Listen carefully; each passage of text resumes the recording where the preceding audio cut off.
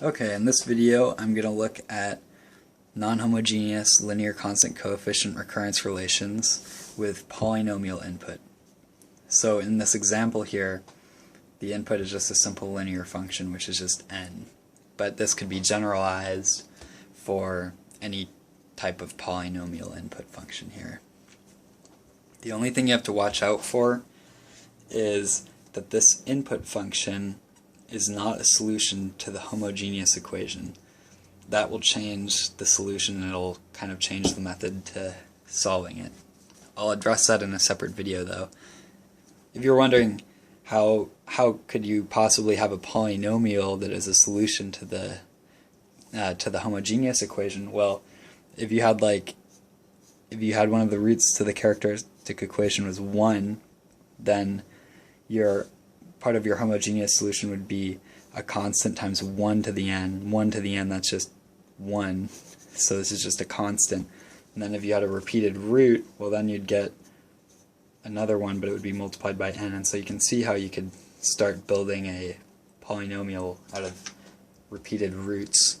So that's the one thing to watch out for. So that being said, the first thing that you should do when you're looking at this is find the homogeneous solution. So the characteristic equation is lambda squared minus 5 lambda plus 6 equals 0, and so the roots are going to be 2 and 3. So that means that the homogeneous solution is going to be a constant times 2 to the n and a constant times 3 to the n. So luckily there's no overlap here, so we can move on. So I'll call this star. This is the original thing here. So what you want to do, let me just write this down here again real quick.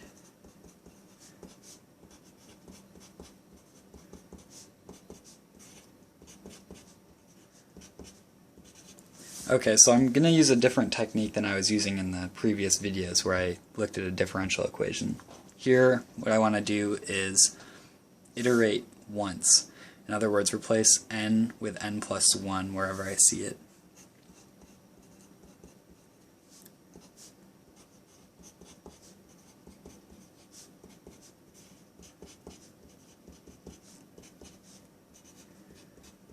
And so what this does is it raises the order. This is a third order equation here. But we can also look at linear combinations of these two, notably in this case just subtraction. We could take, for example, the bottom one and subtract the top one, and then we'd take away this n. And so the technique basically with this is just to iterate and then start slowly picking off the polynomial that you have in there. So if I take the bottom one and subtract the top, then on the left hand side I get fn plus 3, and then I can combine these like terms here. I'm going to have minus 6 fn plus 2, and this is where it gets hard. It's just algebra. So 6 minus minus 5, so 11.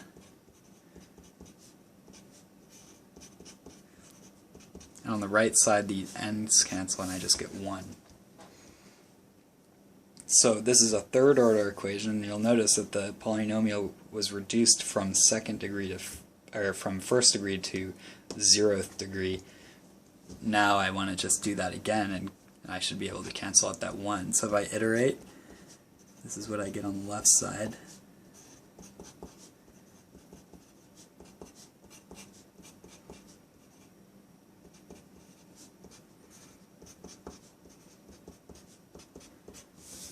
And then I can just do the same thing again. I'll take the bottom one and subtract the top.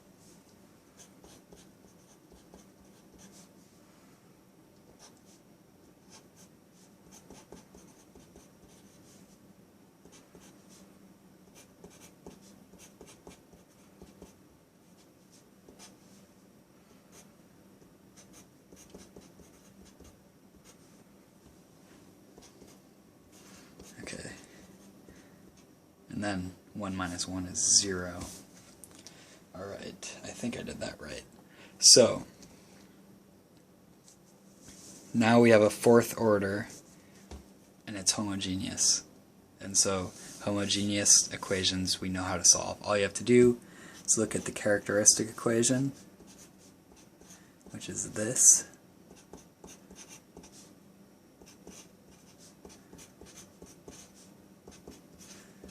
Kind of horrible fourth order equation. And then you just throw it in the computer. That's what computers are made for, factoring polynomials, and what you get is these are the roots. One of them is 2. One of them is 3, as expected, because if you look back here, this is the same recurrence relation we're talking about, f of n, and we know that this must have roots 2 and 3, so even though we have a higher degree polynomial here, it still must have the same roots. So that's actually kind of a good check.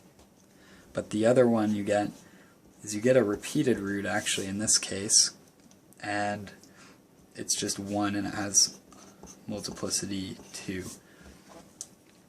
So going from here to here, you just put it in the computer, you put it in Wolfram Alpha or something. So then what that must mean is, well, we know how to deal with repeated roots. First we just deal with these two. This is just a constant times 2 to the n. And then this one gives us a constant times 3 to the n. Now for repeated roots, all we have to do is take the regular solution and then add another one multiplied by n. So the first one we get is c3 times 1 to the n, which is just c3. And the next one we just take another constant, and it's the same solution, which is just 1, and you multiply it by n. And so the thing to notice here is another reason why it was a good idea to look at the homogeneous solution first is because now we know what the homogeneous solution is. It's this part. So when you look down here, we know that this part here is the homogeneous, and then this part here is the particular solution. So this is homogeneous solution, particular solution. So now we know what the particular solution looks like. It's a linear function. That's actually all we know at this point, is that it's a linear function.